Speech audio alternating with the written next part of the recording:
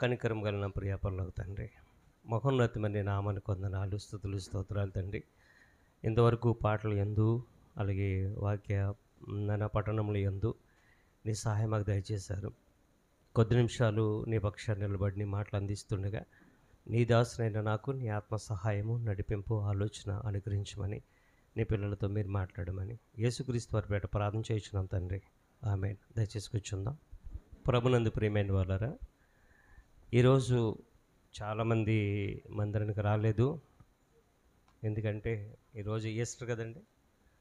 మరి ఈస్టర్ ఎక్కడ జరుపుకోవాలి? ఒకవేళ ఈస్టర్ పండుగ జరుపుకుంటే ఎక్కడ జరుపుకోవాలి? మందిరంలోనే కదా, సమాధులు దొడ్డులో కాదు కదా. చాలామంది రాలేదు. అయినా సరే దేవుడు వారిని మరలా తన సన్నిధిని నడిపించాలని కోరుతున్నాము. ప్రభునందు ప్రియమైన వాళ్ళారా, ఇంతవరకు తన సహాయాన్ని పంపించిన దేవునికి కృతజ్ఞతలు తెలియజేస్తూ, ఈరోజు ప్రియమైన వాళ్ళారా, ఈస్టర్ పండుగని సర్వ క్రైస్తవ లోకం చాలా ఆనంద ఉత్సాహాలతో సంతోషపడుతుంది. మరి ముఖ్యంగా యేసుక్రీస్తు వారు మరణాన్ని గెలిచి లేచిన రోజు ఈరోజు అని చాలా సంతోషపడుతున్నారు.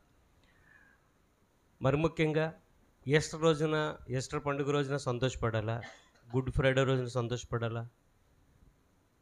ఈ రోజున సంతోషపడాలి. మనం 2 రోజులు కూడా సంతోషపడాలి.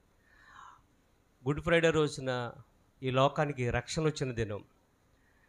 ఈరోజు మనకు ఒక నిరీక్షణ కలిగించిన దినం.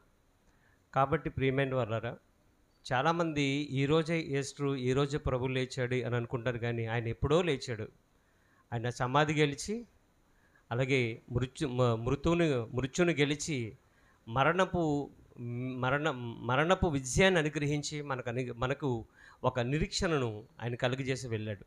కాబట్టి ప్రియమైన వాళ్ళారా, ఆయన యొక్క మరణం మనకొక నిరీక్షణ, ఆయన యొక్క మరణం మనకొక విడుదల, ఆయన యొక్క మరణం మనకి ఒక విమోచన, ఆయన యొక్క మరణం మనకి ఒక రక్షణ భాగ్యం పొందుకోవడానికి ఆయన ఒక మార్గం. కాబట్టి యేసుక్రీస్తు వారు చేసిన ప్రతి పని కూడా మనకి విలువగానే ఇస్తుంది. అది ఎంతో త్యాగపూరితంగా ఆయన ఒక గొప్ప కార్యం చేశాడనే విషయాన్ని గమనించాలి. ఈ రోజున చాలామందికి ప్రియమైన వాళ్ళరా, యేసుక్రీస్తు వారు మా సర్వలోకాని కోసం లేకపోతే మన కోసం ఎందుకు మరణించారు అనే సంగతి చాలామందికి తెలియదండి. యేసుక్రీస్తు వారు ఎందుకు మరణించారంటే మన పాపాల కోసం మరణించారు, మన దోషాల కోసం మరణించారు, మన అతిక్రమాల కోసం మరణించారు అని అనుకుంటున్నాం. కానీ ఆయన మనకు పరలోకాన్ని ఇవ్వడానికి ఆయన మరణించాడు. ఎక్కడి నుంచి వచ్చాడు ఆయన? మనకు పరలోకానికి ఇవ్వడానికి ఆయన ఎక్కడి నుంచి వచ్చాడు? పరలోకం నుండి ఈ లోకానికి వచ్చి మనలను ప్రియమైన వాళ్ళ తన సన్నిధిలో నిలబెట్టడానికి ఆయన ఈ లోకానికి వచ్చి సశరీరుడిగా మనము బ్రతికిన రీతిని బట్టి ఒక్కసారి మనం ఆలోచన చేయగలిగితే మనము ప్రియమైన వాళ్ళ ఎలా బ్రతకాలో నేర్పించాడు, ఎలా బ్రతకాలో ఆయన బ్రతికి చూపించాడు. ఆ విషయాన్ని మొట్టమొదటి గమనించాలి. యేసుక్రీస్తు వారి యొక్క మరణం చాలామందికి తెలియదు ప్రియమైన వాళ్ళ. లేఖనాలలో మనం వెళ్ళి చూడగలిగితే ఆయన ఎందుకు మరణించాడు అనే విషయాన్ని మనము ఆలోచన చేయగలిగితే ఒకసారి కొలస్సీ రాసిన పత్రికలోకి వెళదాం. కొలస్సీ రాసిన పత్రిక, గతంలో కూడా ఈ విషయాన్ని మీకు జ్ఞాపం చేశాను. మరొకసారి సందర్భానుసారం బట్టి మనం జ్ఞాపం చేసుకుందాం. కొలస్సీ రాసిన పత్రిక 1వ అధ్యాయం 21వ వచనం నుంచి మనం చదువుకుందాం. 21వ వచనం నుంచి 22వ వచనాలు చదువుతండి. మరియు గత కాలమందు దేవునికి దూరస్తులను మీ దుష్క్రియల వలన మీ మనసులో విరోధ భావం గలవారై ఉండిన మిమ్మును కూడా. అంటే ఒక్క నిమిషం మనం ఆగుదాము. గత కాలమందు మనం దేవునికి ఎక్కడున్నాం? దేవునికి దూరంగా ఉన్నామా, దగ్గరగా ఉన్నామా? దూరంగానే ఉన్నాం. దేవునికి దగ్గరగా ఉంటే ఆయన మరణించవలసిన పని ఉందా? లేదు. దేవునికి దూరంగా ఉన్నాం. ఏంటి రోమాపత్రికలో దూరంగా అంటే ఎలా ఉన్నామని చూడగలిగితే 5వ అధ్యాయము, రోమాపత్రిక 5వ అధ్యాయంలో మనం ఎలా ఉన్నామంటే ప్రియమైన వాళ్ళారా, 5వ అధ్యాయంలో చూడగలిగితే 10వ వచనం చదువుదాం. రోమాపత్రిక 5వ అధ్యాయం 10వ వచనం. దేవునికి దూరంగా అంటే ఎలా ఉన్నాం అని చూడగలిగితే, ఎలా అనగా మనమంట దేవునికి ఎలా ఉన్నామంట? శత్రువులమై ఉన్నాము. మనకి దేవునికి శత్రుత్వం ఏమిటండి? మీరు గమనించండి. మనకి దేవునికి శత్రుత్వం ఏంటి? మనము దేవునికి దూరస్తులుగా ఎందుకున్నాం? ఎందుకు దేవుడు దూరంగా పెట్టాడా? మనం దూరంగా ఉన్నామా? మనం గమనించాలి. దేవుడు దూరంగా పెట్టడండి ఎవరిని. మీరు గమనించాలి. దేవుడు ఎవరిని కూడా మీరు దూరంగా ఉండండి, మీరు తక్కువ జాతి వారు, తక్కువ కులం వారు, మీరు దూరంగా ఉండండి, మీ గుళ్ళోకి రావడానికి అవకాశం లేదు, ప్రవేశం లేదు, మీరు బయట ఉండండి అని చెప్పేవాడు కాదు మన దేవుడు. ఆ విషయాన్ని గమనించాలి. ప్రియ సహోదరి సహోదరులారా, దేవుని కట్ట మనము దూరస్తులుగా ఉన్నామంట. ఏ విషయంలో దూరస్తులుగా ఉన్నామంటే పాపం విషయంలో దూరస్తులుగా ఉన్నాం. దేవుని దగ్గర పాపానికి చోటు లేదు, దేవుని దగ్గర అపవిత్రతకు చోటు లేదు, దేవుని దగ్గర దోషాలకు చోటు లేదు, దేవుని దగ్గర అతిక్రమాలకు చోటు లేదు. ఎందుకంటే ఆయన అతిక్రమాలు చేసేవాడు కాదు, ఆయన దోషాలు చేసేవాడు కాదు, దోషభరితుడు ఆయన దోషాలతో ఉన్నవాడు కాదు, ఆయన పాపంతో ఉన్నవాడు కాదు. కీర్తన గ్రంథంలో ఒక మాట రాయబడి ఉంది. ఏంటనంటే ఆయన దగ్గర పాపానికి చోటు లేదు, అపవిత్రతకు చోటు లేదనే మాట ఉంది. కీర్తన గ్రంథం 5వ అధ్యాయం అనుకుంటా, 5వ అధ్యాయంలో అనుకుంటండి రాయబడి ఉంది ఆ మాట. చాలా బాగుంటుంది అన్నమాట. ఆయన దగ్గరట అపవిత్రతకు చోటు లేదనే మాట చూస్తున్నాం. ప్రియ సహోదరి సహోదరులారు, మనం గమనించండి. 4వ వచనం, 5వ అధ్యాయం 4వ వచనం, నువ్వు దుష్టత్వమును చూసి ఆనందించు దేవుడవు కావు, చెడుతనమునకు నీ యొద్ద చోటు లేదు అన్నాడు. చెడుతనానికి దేవుడి దగ్గర చోటు లేదు. అంటే దేవుడు చెడ్డవాడనా మంచివాడనా? మంచివాడని. దేవుడే మంచివాడు ప్రియమైన వాళ్ళరా. కాబట్టి ఇక్కడ మనం చూడగలిగితే మునుపు ఎలాగున్నాం? మనం దేవునికి దూరస్తులుగా ఉన్నాం. మునుపు ఎలాగున్నాం? దేవునికి శత్రులం అయిపోయాం. ఎందుకు శత్రులం అయిపోయామంటే పాపము చేసి, అతిక్రమాలు చేసి, దోషాలు చేసి, దేవునికి విరోధమైన భావజాలం కలిగి మనము బ్రతికాం కాబట్టి దేవునికి మనము దూరస్తులుగా ఉన్నాం. అంటే దేవునికి దూరస్తులుగా ఉన్న మనలను తండ్రి అనాదికాల సంకల్పంలో ఏమని కోరుకున్నాడంటే, నా పిల్లలు నాకు దూరం అయిపోయారు, నా దగ్గర ఉండవలసిన నా పిల్లలు నాకు దూరంగా ఉన్నారు, వాళ్ళు నాకు విరోధ భావంగా జీవిస్తున్నారు కాబట్టి వాళ్ళను మరలా నా దగ్గర తెచ్చుకోవాలి, వాళ్ళు మరలా నా సన్నిధిలో ఉండాలి అని ఒక ఆలోచన కలిగినటువంటి కన్నతండ్రి అనే దేవుడు ఆ విషయాన్ని ప్రియమైన వాళ్ళ జగత్తు పునాది వేయబడక మునిపే ప్రభువైన యేసుక్రీస్తు వారి ద్వారా ఒక సంకల్పాన్ని నిర్ణయించుకున్నాడు, ఒక ఉద్దేశాన్ని ఆయన కలిగి ఉన్నాడు.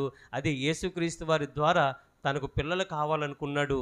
అదే యేసుక్రీస్తు వారి యొక్క మరణం ద్వారా ప్రతి ఒక్కళ్ళు కూడా దేవునికి దూరస్తులైనటువంటి అన్య జనాంగాన్ని కూడా ఆయన సన్నిధిలో నడిపించాలని కోరుకున్నాడు. అదే మనం చదువుకుంటున్నాం. కొలస్సీ రాసిన పత్రిక 1వ అధ్యాయము 21వ వచనాన్ని మనం చదువుకున్నాం. అదే రాయబడి ఉంది. ఏమని రాయబడి ఉంది? మరియు గత కాలం ముందు దేవునికి దూరస్తులను, అంటే ఎందుకు దూరస్తులుగా ఉన్నామంటే మీ దుష్క్రియల వలన మీ మనసులో విరోధ భావం గలవారై ఉండిన మిమ్మును కూడా, అంటే దేవునికి ఇప్పుడు దేవుడు అంటే విరోధ భావం కలిగిన వారిని కూడా ఈ యొక్క 22వ వచనంలో ఆయన ఎంతగా ప్రేమిస్తున్నాడు, ఎటువంటి ఉద్దేశం కలిగి ఉన్నాడు అనే విషయం కనబడుతుందండి. అంటే ఒకటి విరోధ భావం కలిగిన, అలాగే గతకాలమందు దేవునికి దూరస్తులైన ఉండిన ఇటువంటి వారిని సైతం కూడా ఒక మంచి ఉద్దేశం కలిగి ఉన్నాడు. అది ఏ ఉద్దేశం అంటే తన సన్నిధిని పరిశుద్ధులను గాను, నిర్దోషులను గాను, నిరపరాధులు గాను నిలవబెట్టుటకు ఆయన అనగా యేసుక్రీస్తు వారు తన శరీరమందు అనగా మాంసయుక్తమైన దేహమందు మరణము వలన ఇప్పుడు మిమ్మును సమాధానపరిచెను. చూసారా? మాంసయుక్తమైన దేహమందు, ఆ పదం చూసారా ఎంత బాగుందండి. పౌలు గారు ఈ యొక్క పదాలన్నీ కూడా ఆయన సొంత జ్ఞానముతో ఉచ్చరించలేదు. ఆ విషయాన్ని గమనించాలి. ఈ పదాలన్నీ కూడా పరిశుద్ధాత్మ ప్రేరణతో ఆయన ఉచ్చరించాడు. ఈ రోజున యేసుక్రీస్తు వారి గురించి చాలామంది తెలియక మాట్లాడుతున్నారండి. చాలామంది తెలియక మాట్లాడుతున్నారు. ఏమంటున్నారంటే, మీకు గతంలో కూడా జ్ఞాపం చేశాను, 3 మేకులు పీక్కోలేని వాడు ఈయన దేవుడా అని అడుగుతున్నాడు.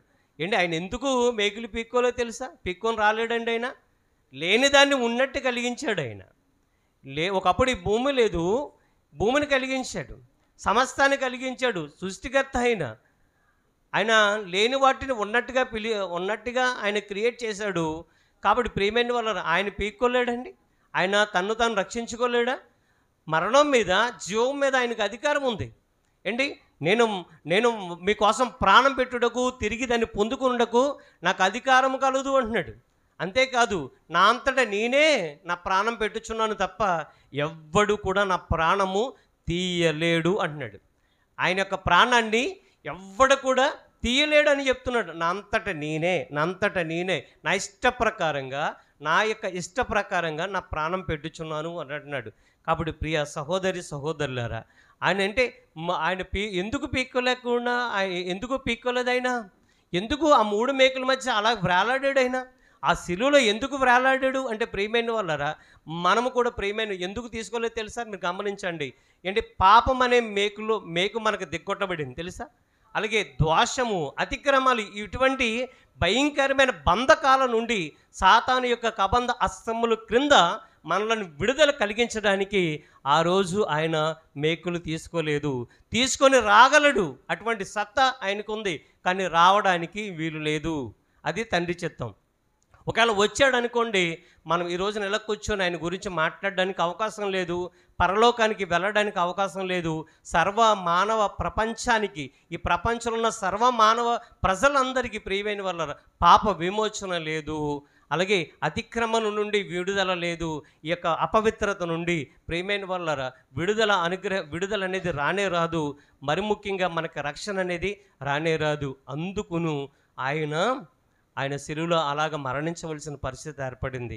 అనేక మందికి ప్రాణం పెట్టాడండి. ఆయన మరణించిన వారిని సైతం లేవనెత్తాడు, తిరిగి అతనిలో మళ్ళా జీవాన్ని రప్పించి ఆయన చాలామందికి ప్రియమైన వాళ్ళరా, ఆధారం లేని ఒక వృద్ధురాలు, ఆ యొక్క విధవరాలు, తన కుమారుడు ఒక్కడే కొడుకు, ఆ కొడుకు మీదే తన యొక్క జీవనం కలిగి ఉంది, ఆ బిడ్డ మీదే ఆమె ఆధారపడింది. వృద్ధురాలు, తండ్రి భర్త లేడు, ఎవరో లేరు, వెనక ముందు ఎవరో లేడు, ఒకే కొడుకు. ఆ కొడుకు చనిపోతుంటే పాడి మీద మోసుకుని వెళుతున్నటువంటి ఆ పాడిని ఆపి ముట్టి స్వస్థపరిచి మళ్ళీ ఆ తల్లికి అప్పగించినటువంటి ప్రభువు తిరిగి బ్రతకలేడా? ఆ మరణం నుండి, శిలువ మరణం నుండి కిందకి రాగలడా? లేదా? రాగలడు. కానీ ఎందుకు రాలేదంటే నీకోసమే. ఎవరైతే ప్రియమైన వాళ్ళరా 3 మేకులు పీక్కోలేడు అన్నాడో వాడికి రక్షణ కలిగించడానికి, వాడికి పాప విమోచన కలిగించడానికి, అటువంటి వాళ్ళు నోరు మూయించడానికి ఆయన శిలువ మరణం అనేది ప్రియమైన వాళ్ళ జరిగింది. లేకపోతే ఆయన రాలేక కాదండి. ఒకసారి మీరు గమనించండి. వస్తే మనకి ఎటువంటి ప్రయోజనం లేదు. కాబట్టి ఒక్కసారి మీరు ఆలోచించండి ప్రియమైన వాళ్ళారా. మనము ప్రియమైన వాళ్ళ సాతాను యొక్క బంధకాలలో ఉండిపోయాం. మనకు విమోచన ఎలా కలుగుతుంది, విడుదల ఎలా కలుగుతుంది అని అంటే ఆయన యొక్క మరణం ద్వారా. ఆయన అంటున్నాడు, మనము దేవుడంటే మన మనసులో విరోధభావం కలవారై ఉండిన వారిని సైతం మీరు గమనించండి, తన సన్నిధిలో పరిశుద్ధులుగాను, నిర్దోషులుగాను, నిరపరాధులుగా నిలబెట్టడానికి ఆయన మాంసయుక్తమైన దేహం ప్రియమైన వల్లరా నలిగిపోయింది. ఆ నాగలితో దున్నబడినట్టుగా, పొలం దున్నబడినట్టుగా దున్నపడింది. ఆయనను పోల్చుకోలేనంతగా ఆయన శిలువ మరణం అటువంటి వేదనలు పొందాడు. ఆ విషయాన్ని మొట్టమొదట మనం గమనించాలి. ఆయన ఎవరి కోసం మరణించాడు? కొద్దిమంది కోసం మరణించాడా? అందరి కోసం మరణించాడా? అందరి కోసం. భారతదేశంలో ఉన్నవారి కోసమే కాదు, అమెరికా దేశంలో ఉన్నవారి కోసమే కాదు, ప్రపంచంలో ప్రియమైన వాళ్ళరా మనుషుల మనుగడ ఎక్కడి వరకు అయితే ఉందో ప్రతి ఒక్కరి కోసం కూడా ఆయన తన ప్రాణం పెట్టాడు అనే విషయాన్ని గమనించాలి. అందరి కోసం అంటే ఒక విషయాన్ని మనం చూడగలిగితే ఎబ్రిల్ రాసిన పత్రిక 2వ అధ్యాయము 9వ వచనాన్ని చూద్దాం. అందరూ కోసం అంటే ఎవరు ఒకసారి చూద్దాం. దేవుని కృప వలన ఆయన ప్రతి మనుషుని కొరకు మరణం అనుభవించడండి. అంటే ప్రతి మనుషుని కొరకు, నాట్ ఓన్లీ క్రైస్తవుల కోసం మాత్రమే కాదు, ఆయన అందరి కోసం ప్రజలందరి కోసం, ప్రతి మనుషుని కొరకు. ఈ రోజున యేసుక్రీస్తు వారిని హేళనగా మాట్లాడుతున్న వారి కోసం కూడా ఆయన మరణించాడు. ఆ సత్యం వారు త్వరలోనే తెలుసుకుందురుగాక. కాబట్టి ప్రియమైన వాళ్ళారా, ఆయన ప్రతి మనుషుని కొరకు మరణము అనుభవించాడట. అంటే ప్రతి ఒక్కళ్ళ కోసం అనుభవించాడు. ఎందుకు అనుభవించాడు? ఎందుకు అందరి కోసం ఆయన ప్రాణం పెట్టాడు? పౌలు గారు అంటాడు తిమోతితోటి, తిమోతి ఆయన కొందరి కోసం కాదు, ఆయన అందరి కోసం మరణించాడు. అందరి కోసము మరణించాడు. 2:6 మొదటి తిమోతి పత్రికలో రాయబడింది అన్నమాట. పౌలు గారు తిమోతికి చాలా విషయాలు తెలియజేశాడండి. ఈయన అందరి కొరకు విమోచన క్రయధనముగా తన్ను తానే సమర్పించుకొను. అంటే అందరి కొరకు తన ప్రాణాన్ని ఏం చేశాడో తెలుసండి? విమోచన క్రయధనముగా, మనందరికీ విమోచన కలిగించడానికి ఆయన ఒక క్రయధనముగా ఆయనకైనా సమర్పించుకున్నాడంట. ఎవరు పట్టుకొని తీసుకుని వెళ్ళి ఆయనను హింసించలేదు, బాధించలేదు అనే విషయాన్ని గమనించండి. బలవంతంగా తీసుకుని వెళ్ళలేదు, ఆయన్ని బలవంతంగా తీసుకుని వెళ్ళలేదు. ఒకసారి సైనికులు వచ్చారు. ఆ సైనికులు వచ్చి ఆయన దగ్గర నిలబడ్డారు. మీరు ఎవరి కోసం వెతుకుతున్నారని ఈయన అడిగాడు. మేము నజరేయుడైన యేసుని వెతుకుతున్నామని. ఆయన నేనే అన్నాడు. నేనే ఆయన అన్నాడు.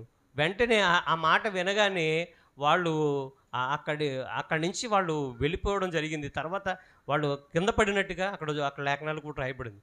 ఆశ్చర్యపోయారటండి.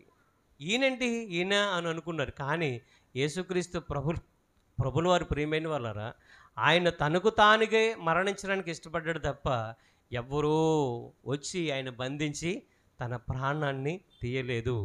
ఒక యాకోబు గారి మరణం చూడండి, ఇష్టపడ్డాడు ప్రభు కోసం ఇవ్వడానికి. ఒక స్టెఫన్ గారిని మరణం చూడండి, ఇష్టపడ్డాడు ప్రభు కోసం ఇవ్వడానికి. ఒకసారి మీరు ఆలోచించండి, ప్రభును ప్రేమించిన వాళ్ళు ప్రాణం ఇవ్వడానికి ఇష్టపడతారండి. ఎందుకో తెలుసా? నేను మరణించిన మరుక్షణం నా ప్రభు దగ్గర నేను వెళ్తాను, నా ప్రభుతో నేను ఉంటాను అనే విషయాన్ని వాళ్ళు అటువంటి నిరీక్షణ కలిగి ఉన్నారు. కాబట్టి ప్రియ సహోదరులను మీరు గమనించండి. ఈ మధ్యకాలంలో ప్రవీణ్ పగడాల గారి గురించి మనకు తెలియదు ఏం కాదు. నేను మిమ్మల్ని అడుగుతున్నాను ప్రియమైన వాళ్ళారా, లోకంలో ఆయన గురించి ఏమో న్యూస్ వచ్చింది తెలుసండి? ఆయన మద్యం తాగి డ్రైవ్ చేసుకుంటూ బైక్ తనకు తానే స్కిడ్ అయిపోయి పడిపోయి చనిపోయాడు అని పోలీస్ డిపార్ట్మెంట్ వారు ఒక నివేదికను ఇచ్చారు. నేను మిమ్మల్ని అడుగుతున్నాను, ఆయన మద్యం సేవించాడా? నోడిది చెప్పండి. సేవించలేదు. ఒకవేళ ఆ రిపోర్ట్లు నిజం అనుకున్నా సరే, మన మనసాక్షి ఇవ్వడం చూసారా ఏంటి? ఆయన హైదరాబాద్ నుంచి ఎక్కడికి వెళ్తున్నాడో తెలుసా? మీటింగ్కి వెళ్తున్నాడు. మీటింగ్కి వెళ్ళినాడు, ఆయన మందు తాగి వెళ్తాడా? మీరు గమనించండి. మొన్న నేను కర్ణాటక మీటింగ్కి వెళ్ళాను, మందు తాగి వెళ్ళానా?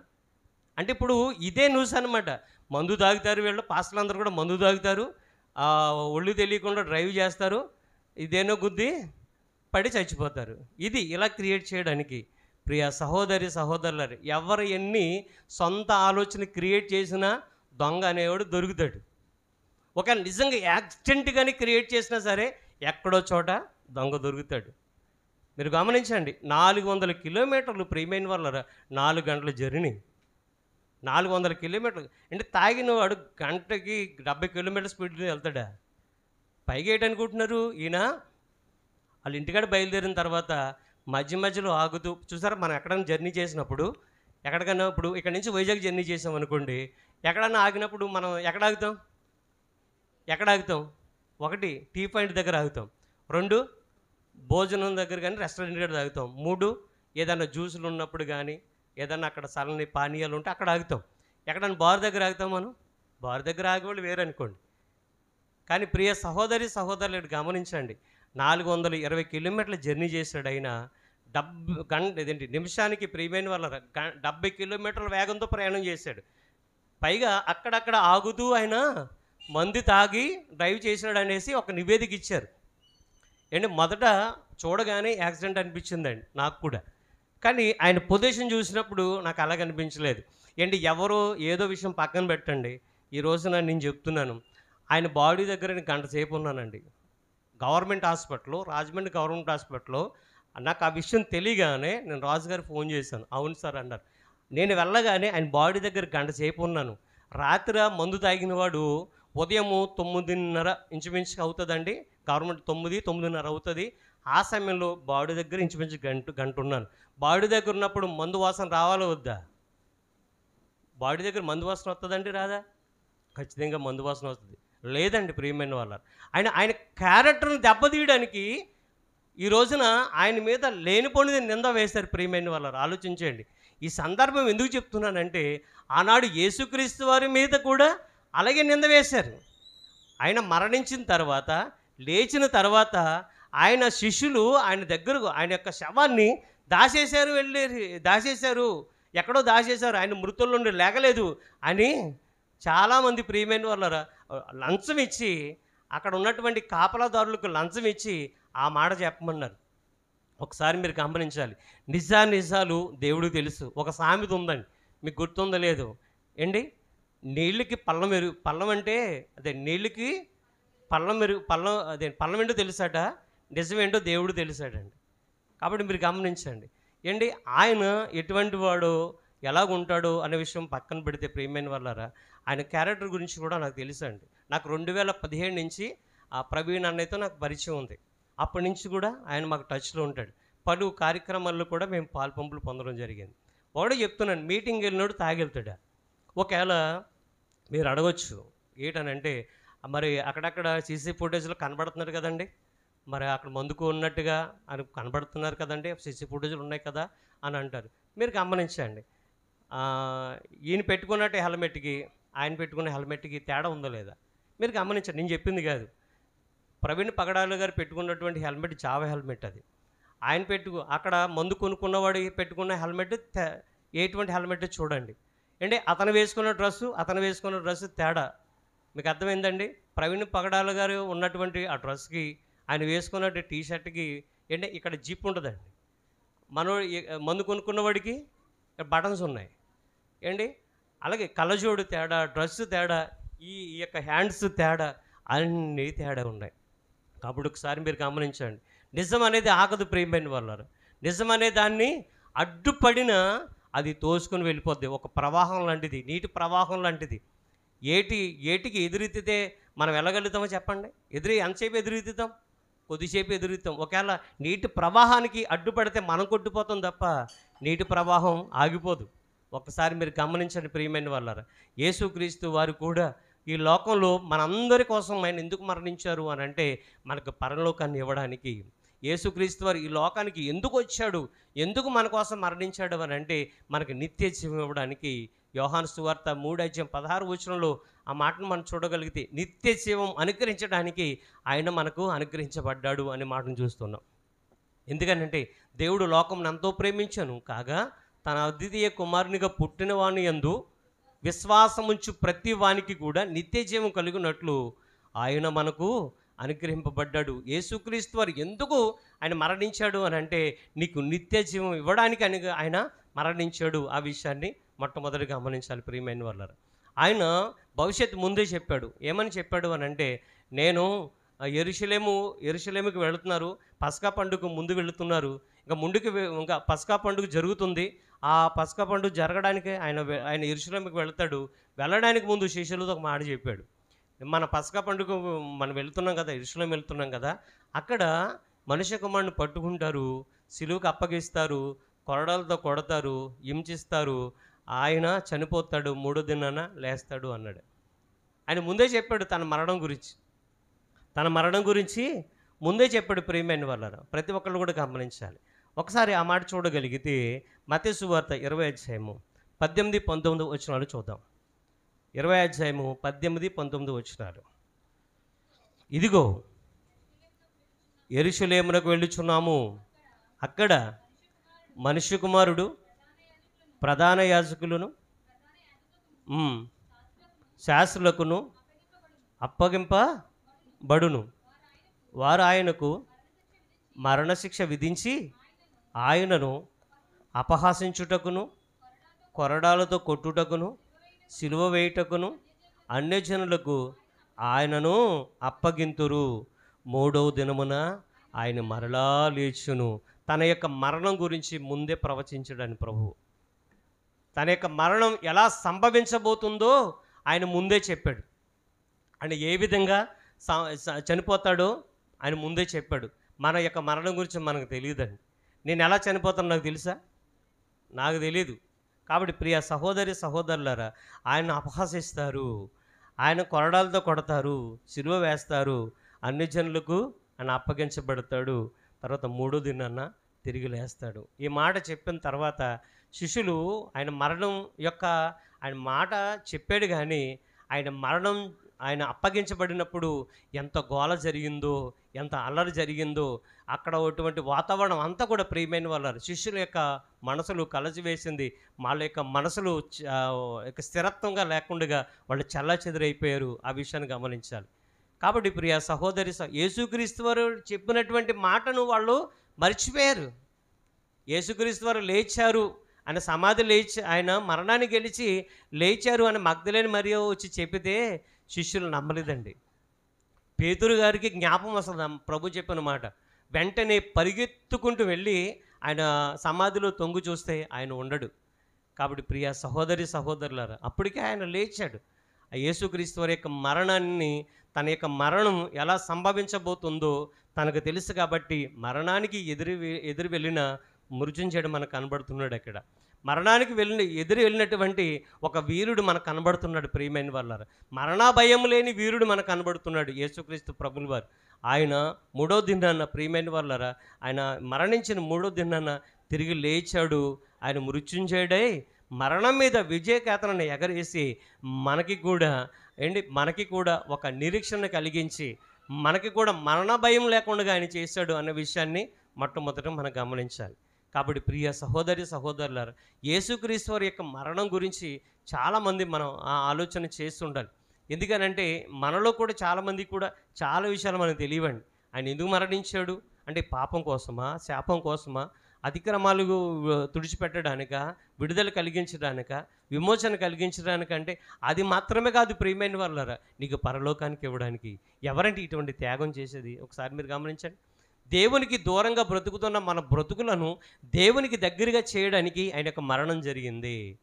అంతేకాదు, ఇంకా మనం చూడగలిగితే, ఇంకా మనం ఆలోచన చేయగలిగితే దేవునితో సమాధానపరిచే ఆ గొప్ప భాగ్యం ప్రియమైన వాళ్ళ యేసుక్రీస్తు వారి మరణం ద్వారా మనకు కలిగిందండి.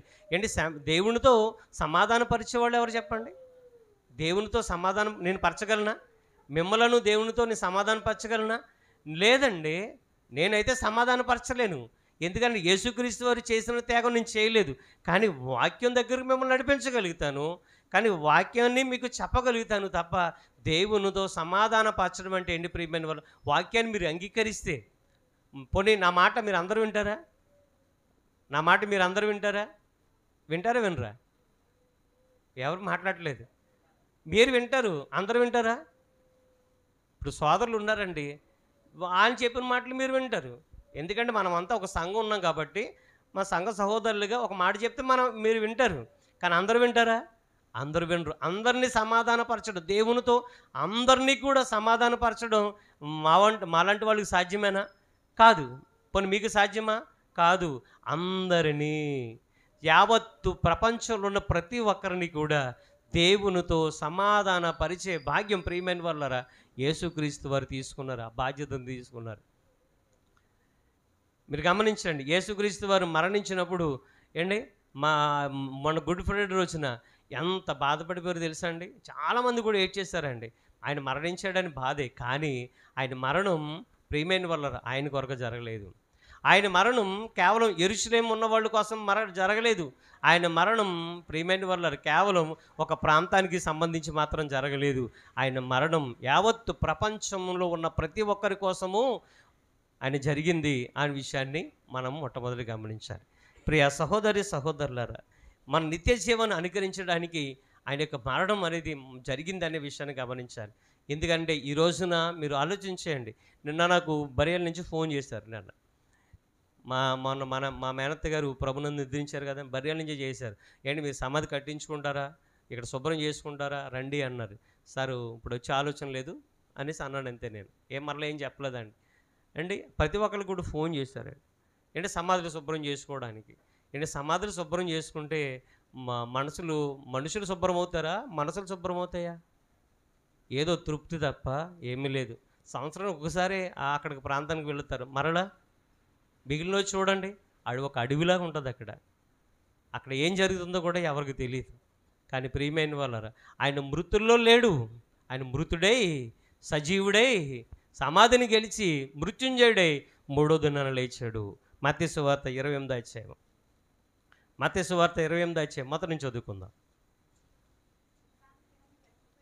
విశ్రాంతి దినము గడిచిపోయిన తర్వాత ఆదివారమున తెల్లవారుచుండగా మగ్దలేని మరియయు వేరొక మరియయు సమాధిని చూడవచ్చారు. ఒక నిమిషం ఆగుదామండి. ఏంటి, ఆదివారం విశ్రాంతి దినం గడిచిపోగానే ఆదివారం తెల్లవారుజామున ఏంటి, మిమ్మల్ని అడుగుతున్నాను, మీ పితరులు కూడా మీకు సంబంధించిన మీ కుటుంబ సభ్యులు కూడా ప్రభునందు నిద్రించారు కదా, వాళ్ళ సమాధులు ఉన్నాయి. మీరు ఆదివారం తెల్లవారుజామున అంటే తెల్లవారుజామున వెళ్తారా మీరు సమాధిలోకి? సమాధి తోట అంటారు కదా, లేకపోతే శ్మశానానికి ఆదివారం అంటే ఆదివారం విషయం పక్కన పెట్టి తెల్లవారుజామున వెళ్తారా మీరు? కొన్ని చీకటి పడిన తర్వాత వెళ్తారా? వెళ్ళరు. కానీ వీళ్ళ ఆసక్తి చూడండి, వీళ్ళ ఆసక్తి చూడండి. ఆ విశ్రాంతి దినం గడిచిపోయిన తర్వాత ఆదివారమున అనగా తెల్లవారుజామున మగ్దలేని మరియ వేరొక మరియ కూడా సమాధిని చూడడానికి వెళ్ళారట. అక్కడ ఏం జరిగింది? ఇదిగో ప్రభువు దూత పరలోకం నుండి దిగివచ్చి రాయి పొర్లించి దాని మీద కూర్చుండెను. అప్పుడు మహాభూకంపం కలిగెను. ఆ దూత స్వరూపము మెరుపు వలె ఉండెను. అతని వస్త్రము హిమమంత తెల్లగా ఉండెను. అతనికి భయపడుట వలన కావలి వారు వణికి చచ్చిన వారి వలె ఉండిరి. దూత ఆ స్త్రీలను చూసి అంటుంది, మీరు భయపడకండి, మీరు ఎందుకు వచ్చారో నాకు తెలుసు. మీరు ఎందుకు వచ్చారో తెలుసా? సిలువ వేయబడిన యేసును మీరు వెదుగుచున్నారని నాకు తెలుసు. మీరు ఎందుకు వచ్చారు అనండి. ఎందుకు వచ్చారు వీళ్ళు? మగ్దలేని మరియాను మరొక సహోదరి మరియా, వీళ్ళు ఎందుకు వెళ్ళారు? వీళ్ళు ప్రభువుని సమాధి దగ్గరికి వెళ్ళారు. వెళ్ళి అంటే సుగంధ ద్రవ్యాలు పూయడానికో సంథింగ్ వీళ్ళు వెళ్ళారు. వెళ్ళిన తర్వాత దూత అంటుంది, ఆయన మీరు సిలువ వేయబడిన యేసును వెతకడానికి మీరు వచ్చారని నాకు తెలుసు అని చెబుతూ 6వ వచనంలో మాట్లాడుతుంది. ఆయన ఇక్కడ లేడు. ఎక్కడంటే ఎక్కడ? ఎక్కడంటే సమాధుల్లో లేడు. ఆయన సమాధుల్లో లేడు. ఆయన మరణించినది నిజం, ఆయన సమాధి చేయబడినది నిజం. కానీ ఆయన ఇక్కడ లేడు, ఇప్పుడు లేడు, ఆయన ఇక్కడ లేడు అని చెబుతూ తాను చెప్పినట్టే ఆయన లేచి ఉన్నాడు. ఎప్పుడు చెప్పాడండి ఆయన ఎప్పుడు తాను చెప్పాడా లేదా? ఇందా మనం చదువుకున్నాం కదా వచ్చినాం, మనం పస్కా పండుగ యెరూషలేం వెళుతున్నాం. అక్కడ ఆయన క్లియర్గా చెప్పాడు, ఆయన మనిషి కుమారుని పట్టుకుంటారు, ఏంటి కొరడాలుగా సిలువ మరణానికి అప్పగిస్తారు, అపహాసం చేస్తారు, కొరడాలతో కొడతాడు, ఆయన మరణిస్తారు. ఆయన మరలా 3వ దినాన లెగిస్తాడు అని క్లియర్గా చెప్పాడు ఆయన. మామూలుగా మనుష్య భాషలో చెప్పాడు ఆయన. కానీ ప్రియమైన వాళ్ళ పరిస్థితులు వాళ్ళని అర్థం చేసుకోలేకుండా చేశాయి. అని చెప్తే ఏమన్నాడు? ఆయన ఎక్కడ లేడు, తాను చెప్పినట్టే ఆయన లేచి ఉన్నాడు. రండి, ప్రభు పండుకున్న స్థలము చూసి త్వరగా వెళ్ళి ఆయన మృతుల్లోండి లేచి ఉన్నాడని ఆయన శిష్యులకు తెలియచేయడి. దూత చెప్తుంది, మరి నమ్మరేమోని. ఏంటి నమ్మరేమో? రండి, ఆయన పడుకున్న స్థలం చూడండి. ఆయన చనిపోయిన తర్వాత ఆయన స్థలం, ఆయన పడుకోబెట్టారు కదా, ఆయన భౌతిక దేహాన్ని పడుకోబెట్టారు కదా, ఆ స్థలం చూడండి అని చెప్తుందండి. చూశారు, అక్కడ ప్రభువు లేడు. వెంటనే వెళ్ళి శిష్యులతో చెప్పారు, మీరు త్వరగా వెళ్ళి ఏమని ప్రకటించాలంట? దూత చెప్తుంది ఏమని త్వరగా వెళ్ళి ఆయన మృతులలో నుండి లేచి ఉన్నాడని ఆయన శిష్యులకు తెలియజేయుడి.